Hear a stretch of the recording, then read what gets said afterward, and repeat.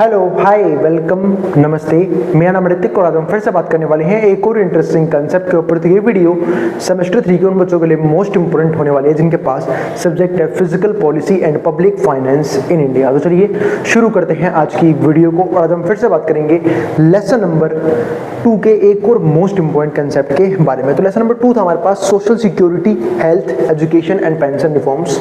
ठीक है, इसके ऊपर जो आज हम बात करने वाले हैं वो हम बात करने वाले हैं हेल्थ केयर या फिर हेल्थ इंश्योरेंस के बारे में। ठीक है, तो आज का जो टॉपिक होगा वो हमारे पास होगा हेल्थ इंश्योरेंस। तो पे लिख देता हूँ मैं आज का, ये लिखना भूल गया मैं शायद, हेल्थ इंश्योरेंस। ठीक है, और इस कंप्लीट सीरीज के नोट्स भी ऑलरेडी प्रिपेयर हो चुके हैं। जिन बच्चों को नोट्स परचेज करने हैं वो इस नंबर पर जाए 9667836333 हमें व्हाट्सएप करके नोट्स भी ले सकते हैं। अब हम चालू करते हैं कंसेप्ट। तो अब तक हम जो है इस टॉपिक के ऊपर इस चैप्टर के ऊपर 2 टॉपिक्स ऑलरेडी कवर कर चुके हैं, है ना, जहाँ पे हमने हेल्थ सेक्टर के बेसिक कंसेप्ट समझ लिए। ठीक है, प्रीवियस वीडियो में कुछ और भी चीज़ देखी थी हमने हेल्थ डिपार्टमेंट के बारे में ही। अब जो है हम समझेंगे आज की वीडियो में कि हेल्थ इंश्योरेंस कैसे होता है, ठीक है, और क्या होती है इसमें फ्री राइडर प्रॉब्लम, वो सब हम डिस्कस करने वाले हैं आज की वीडियो के अंदर। तो अब समझना शुरू करते हैं हेल्थ इंश्योरेंस को। तो हम सब जानते हैं कि भाई हेल्थ इंश्योरेंस लिया ही इसलिए जाता है ताकि अगर इन फ्यूचर किसी पर्सन के साथ या फिर उसकी फैमिली के साथ कोई दिक्कत आ गई तो वो पर्सन अपना इलाज फ्री ऑफ कॉस्ट करवा सकता है, क्योंकि वो किसी भी हॉस्पिटल में जाएगा, वहां पे जाके अपना इलाज करवा लेगा और उसके पैसे कौन क्लेम करेगी? उसकी हेल्थ इंश्योरेंस की कंपनी, जितने तक का भी कवर अमाउंट होगा।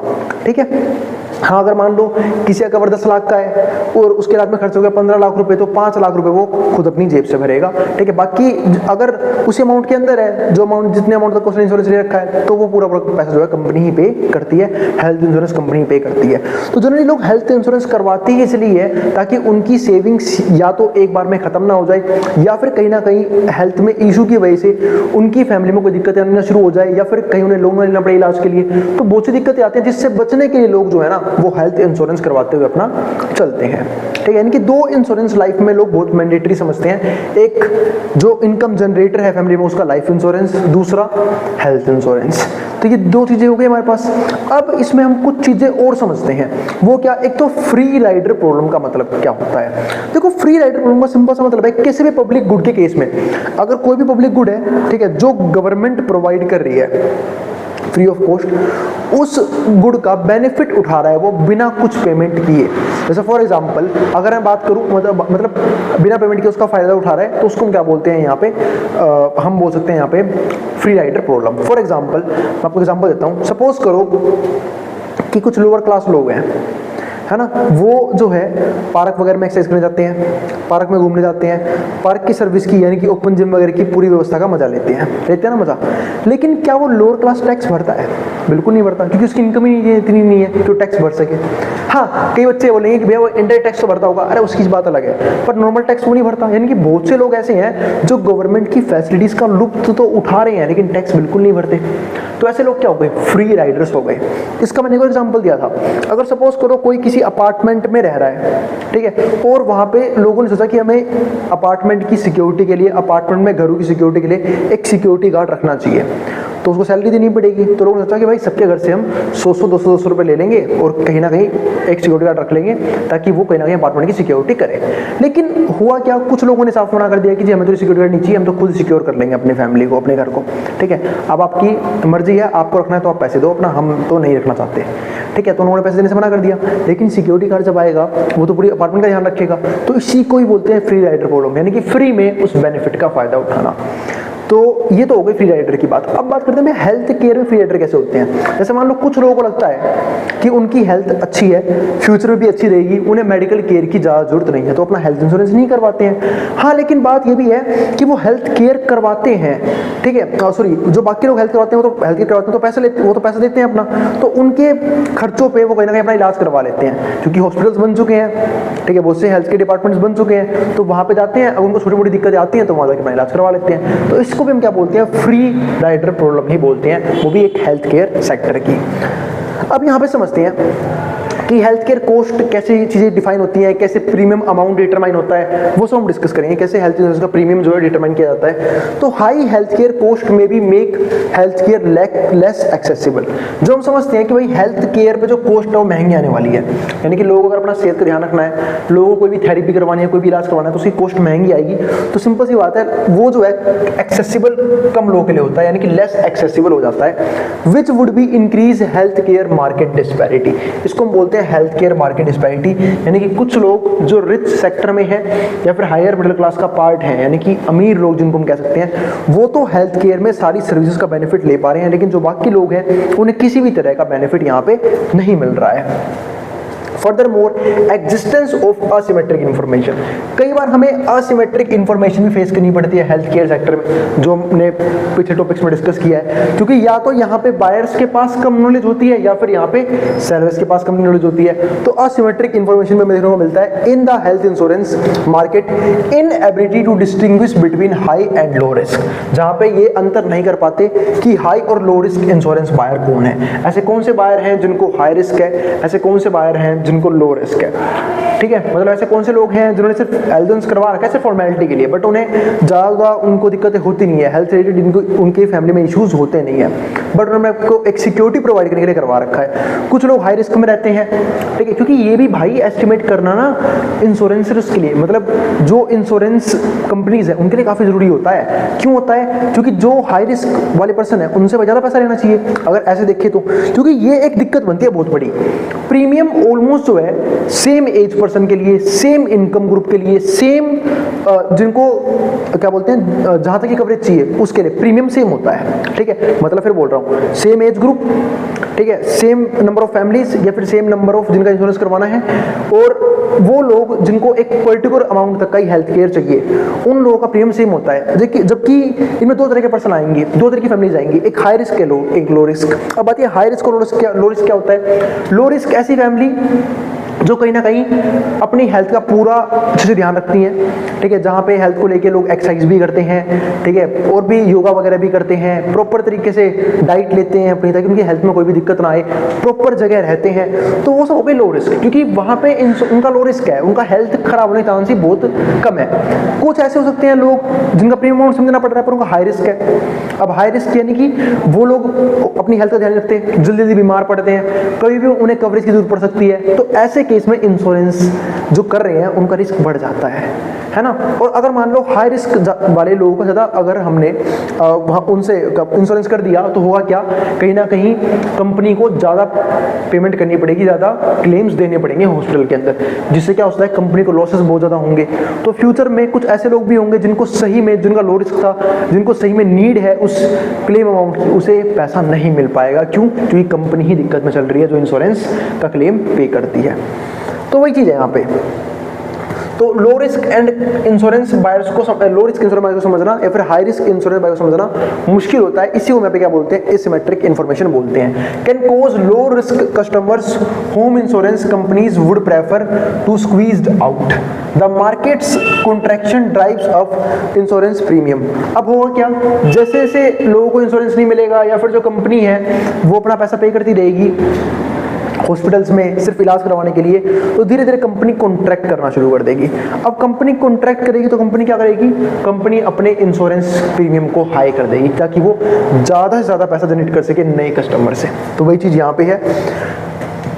The market's contraction drives of insurance premiums which has a negative impact on potential clients, जिसकी वजह से कुछ पोटेंशियल क्लाइंट जो हेल्थ केयर इंश्योरेंस लेना चाहते थे वो अब नहीं ले पाएंगे क्योंकि महंगा हो गया है। वही सिंपल सी बात है, लॉजिक वाली बात है, प्राइस अगर बढ़ाए गए हैं प्रीमियम के तो डिमांड क्या हो जाएगी, इंश्योरेंस की कम होती चली जाएगी। तो वही सेम चीज़ यहाँ पे है। तो potential clients from lower income categories वो जो है वो यहाँ पे ले नहीं पाएंगे। इसको हम बोलेंगे एक नेगेटिव इम्पैक्ट इस चीज़ का।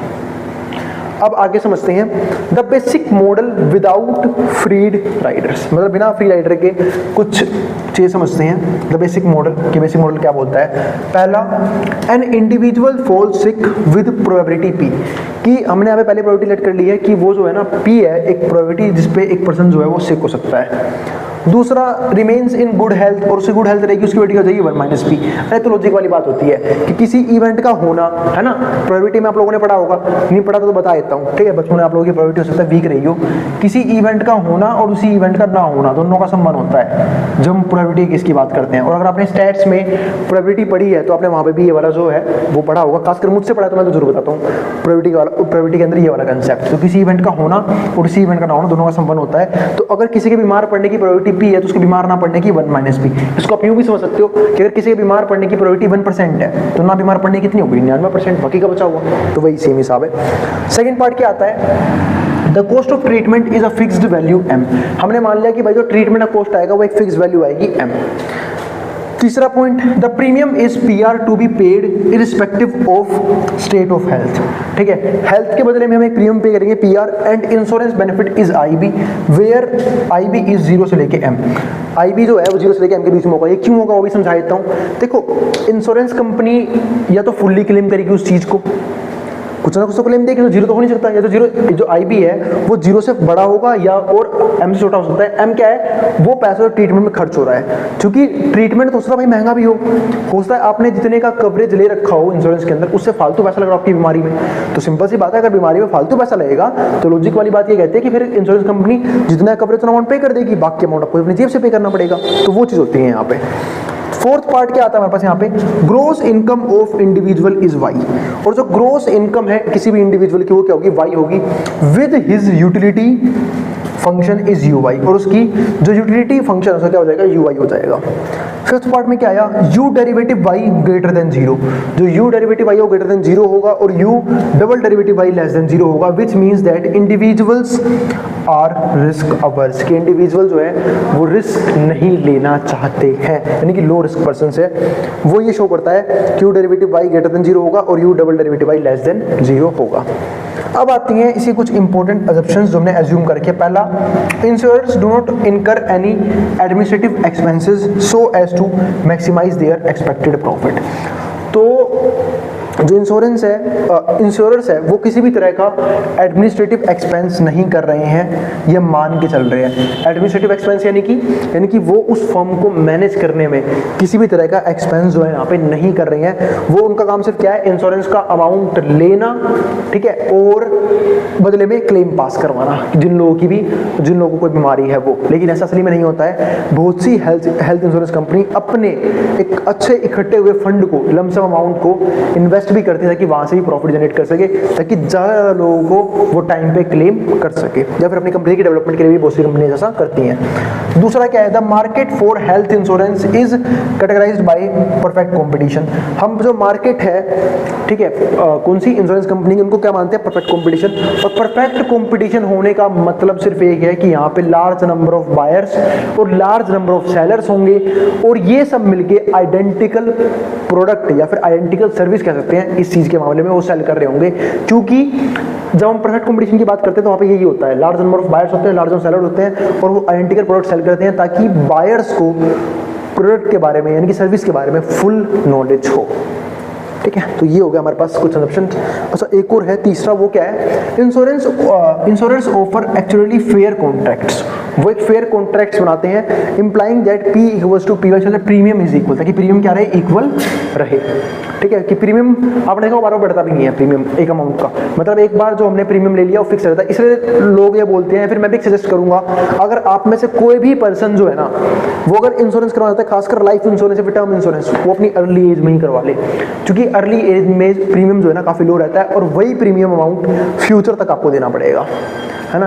और जितना आपकी एज ज़्यादा होती चली जाएगी उतना ही आपका प्रीमियम महंगा होता चला जाएगा, क्योंकि एज के साथ साथ बहुत से फैक्टर्स अफेक्ट करते हैं टर्म लाइफ को, क्योंकि कई बार चांसेस बढ़ जाते हैं लोगों की डेथ होने के एज के साथ, जिसकी वजह से प्रीमियम महंगे हो जाते हैं। बहुत से रीजंस होते हैं, ठीक है। और कंपनी को ये लगता है, एक रीजन मैं वो बताता हूँ, कंपनी को लगता है, जैसे मान लो मैं यंग हूँ, मैंने अपना इंश्योरेंस करवा लिया, अब कंपनी को पता है कि अभी तो इसकी तबीयत खराब नहीं होगी, जो भी होगी 10-15 साल बाद होगी, अगर कुछ होता भी है इंसिडेंटल, जो भी चाहे नेचुरल डेथ कह लो, वो होगी आज से 15-20 साल बाद होगी, अगर होगी भी तो कोई बीमारी हो गई ऐसी तो, ठीक है। लेकिन एक लॉजिक वाली बात है, अभी तो नहीं होगी, तो यानी कि ये जो है वो ज़्यादा टाइम तक अपने प्रीमियम को भरेगा। भर पाएगा, तो क्यों ना हमसे इससे कम प्रीमियम ले लें। तो ये भी एक रीजन हो सकता है, तो जिसकी वजह से जो है कहीं ना कहीं स्टार्टिंग में टर्म इंश्योरेंस वाले जो है अपना प्रीमियम कम रखते हैं, या फिर कोई भी इंश्योरेंस वाले प्रीमियम कम रखते हैं। वही हेल्थ को लेकर भी होता है, अगर किसी कोई अपनी हेल्थ को बढ़िया रखता है, जैसे वो ना तो अल्कोहलिक प्रोडक्ट यूज कर रहा है, ठीक है, किसी भी तरह से अपनी बॉडी को हार्म नहीं करता है, तो उस चलो फिर अब आगे देखते हैं। हाँ, तो हम क्या बात कर रहे थे, हमें बात कर रहे थे कि अगर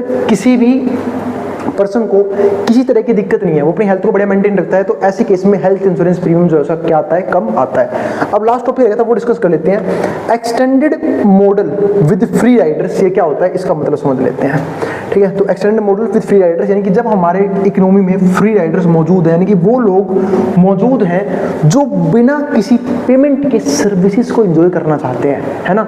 जैसे कि कुछ लोग ऐसे होते हैं जिनको पता होता है कि भाई जो है हम अपनी हेल्थ का प्रॉपर ख्याल रखते हैं, हमें बहुत सी दिक्कतें नहीं आएंगी, तो फिर हमारी फैमिली जो है वो हेल्थ में फिट एंड फाइन है, उन्हें भी बहुत जल्दी प्रॉब्लम नहीं आएगी।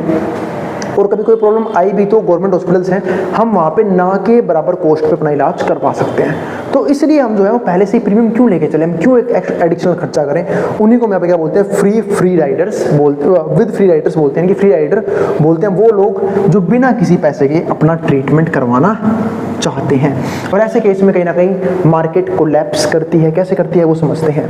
तो अब इसकी ऑप्शन समझ लेते हैं। Every individual in society is guaranteed a minimum income, मतलब पर्सन जो है उनकी कुछ ना कुछ मिनिमम इनकम होगी। सिंपल सी बात है भाई, हम सब जो हैं वो कहीं ना कहीं कुछ ना कुछ इनकम जनरेट करते हैं, और नहीं भी करते ना तो किसी ना इसमें डिपेंडेंट होते हैं जो हमारे इनकम जनरेट कर रहा होता है, यानी कि भाई मिनिमम कुछ ना कुछ होगा। अब इसमें पहला दूसरा पॉइंट क्या है, individuals differ in gross income. अब जो इंडिविजुअल्स हैं उनकी ग्रोस इनकम जो है वो डिफर कर सकती है। वाइल प्रोबेबिलिटी इलनेस पी है, प्रोबेबिलिटी इलनेस सेम है कि भाई हर एक पर्सन की बीमार पड़ने की प्रोबेबिलिटी को हम पी मान लेते हैं, और बीमार ना पड़ने की हो जाएगी फिर 1 - पी, जो मैंने यहाँ पे समझाया भी था। कॉस्ट जो हमारे पास क्या हो जाएगी, एम हो जाएगी, यानी कि जो ट्रीटमेंट कॉस्ट उसको हम एम मान लेंगे। Are identical for all individuals, ये सारे इंडिविजुअल्स के लिए सेम मान के चल रहे हैं। तीसरा, treatment is not denied, treatment को मना नहीं करेंगे टू एनीवन, किसी के लिए भी। तो इस केस में क्या दिक्कत आती है, free rider issue serve as justification for mandating health insurance. तो या तो हम मैंडेटरी कर दें कुछ चीज़ों को, खासकर मान लो कि हेल्थ इंश्योरेंस लेना मैंडेटरी कर दे गवर्नमेंट, या फिर लाइफ इंश्योरेंस लेना मैंडेटरी कर दे, ताकि कल को उनकी फैमिली किसी भी दूसरे पर्सन के ऊपर या फिर किसी के भी ऊपर डिपेंडेंट ना हो, बर्डन ना बने फाइनेंशियली।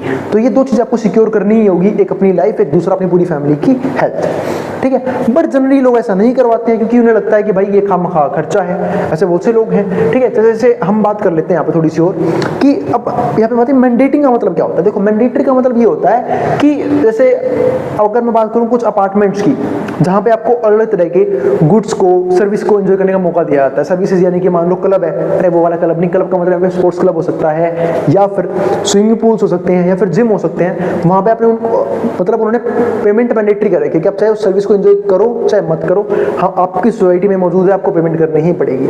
तो आप चाहे हफ्ते में 1 दिन जिम जाओ, चाहे आप महीने में 10 दिन जिम जाओ, चाहे साल में आप 1 महीना जिम जाओ, कभी भी जाओ, कितने कम टाइम के लिए जाओ, लेकिन आपका प्रीमियम पूरे अमाउंट का लगेगा सबका।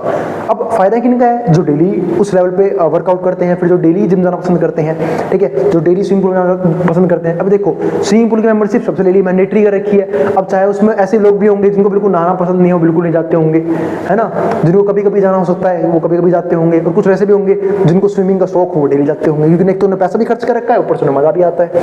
तो वो चीज़ है। तो या तो गवर्नमेंट इसको मैंडेटरी कर दे, और मैंडेटरी नहीं करती तो फिर क्या होगा, विदाउट सच अ रिक्वायरमेंट, अगर रिक्वायरमेंट नहीं है the market for health insurance fail, तो मार्केट जो है वो हेल्थ इंश्योरेंस की क्या हो जाएगी, फेल कर जाएगी। In that some people with poor insurance, तो that fails that some people with poor insurance do not purchase it, क्योंकि कुछ लोग जो है पूरे वो इसे परचेज करना नहीं चाहते।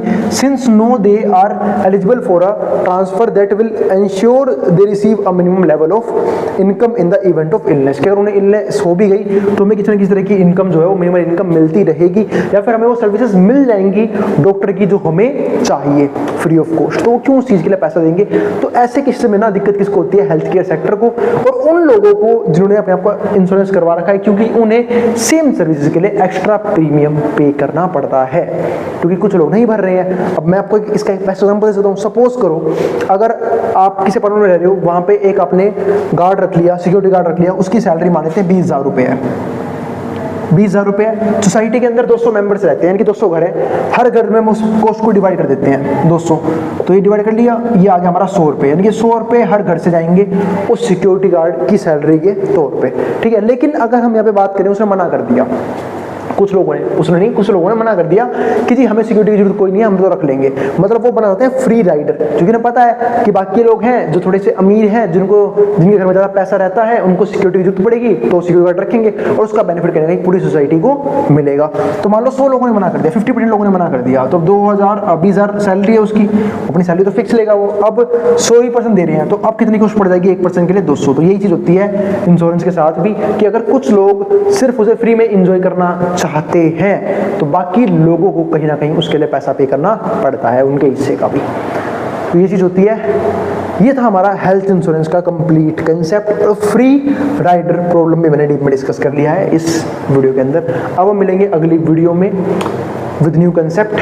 तो अभी जब तक फिनिश नहीं हुआ है, अभी कुछ टॉपिक्स बाकी हैं, और अगर वीडियो पसंद आई हो तो वीडियो को लाइक किए बिना मत जाना, और चैनल को सब्सक्राइब भी कर देना ऐसी वीडियोस के लिए। उन बच्चों में शेयर भी कर देना जिन बच्चों का एग्जाम होने वाला हो सेम सब्जेक्ट का, ठीक है। जिसको जो उतारना उतार सकता है, मैं बोर्ड के सामने से। नोट्स के लिए आप इस नंबर पर जाके नोट्स ले सकते हैं, अब जिसको जो उतारना है वो उतार सकता है।